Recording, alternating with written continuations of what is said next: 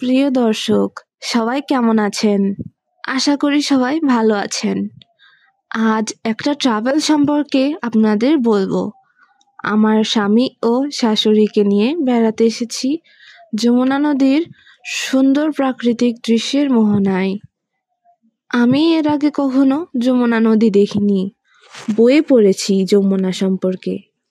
এই প্রথম হাজবেন্ড আমাকে যমুনা সেতু ও যমুনার বিশাল অবস্থান দেখাতে নিয়ে এসেছে।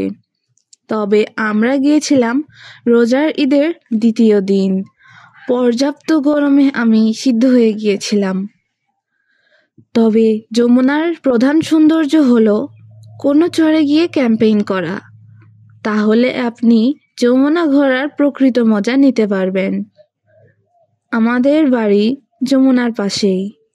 যমুনা থেকে আনুমানিক 7-8 কিলোমিটার দূরেই আমার শ্বশুরবাড়ি।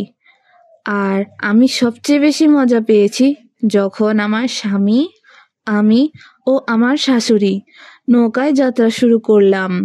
জাস্ট অসাম ছিল। মুক্ত বাতাস, চারপাশে পানির সীমারেখা আর মুক্ত বাতাস। এক কথায় অনুভূতিটা ছিল অন্যরকম। মনটা সতেজ হয়ে গিয়েছিল। আর যমুনা ব্রিজ সে এক সৌন্দর্যের প্রতীক। যমুনার উপর শুয়ে থাকা একা মৃত অস্তিত্বের দর্শন আসলেই পর্যটকদের চোখ জুড়িয়ে যায়। যমুনা পুরাতন ব্রিজের পাশে গড়ে তোলা হয়েছে রেল সেতু। সে এক অসম্ভব সুন্দর দৃশ্যমান হয়ে ফুটে উঠেছে। যাত্রার সময় ফুচকা ও আইসক্রিম খেয়ে হৃদয় আরো ভরপুরভাবে ফুটে উঠেছে। ক্লান্ত শরীরে আইসক্রিম সে এক মুখরোচক খাবার। আর গরমের তীব্রতায় টক ঝাল ফুচকা তৃপ্তিতে আরো বাড়িয়ে দিয়েছিল। এরপর দুপুরে আমরা যমুনার পাড়ে ছোট হোটেলে মোরগ পোলাও খেয়ে কিছু সেলফি ও ভিডিও করি। তবে বলতে গেলে টাঙ্গাইল কিন্তু অসাধারণ একটি জেলা, যেখানে সৃষ্টির কিছু সৌন্দর্য সবার মন কাড়বে।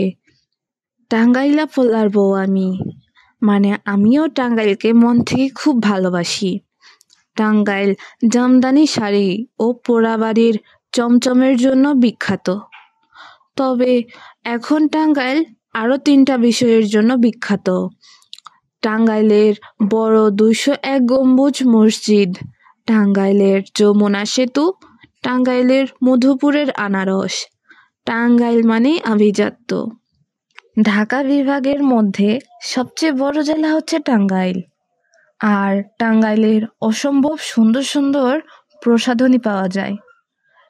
টাঙ্গাইল মানুষের ভাষা ও সংস্কৃতি সত্যি খুবই নান্দনিক।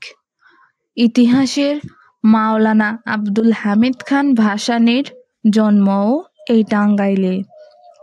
যারা যারা টাঙ্গাইলকে ভালোবাসেন তারা অবশ্যই কমেন্ট করে যাবেন। আর কে কোন জায়গা থেকে ভিডিওটি দেখছেন তা অবশ্যই জানাবেন। সকলের সুস্থতা কামনা করছি।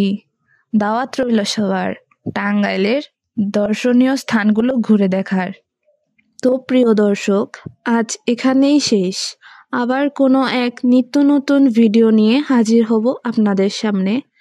আল্লাহ হাফেজ।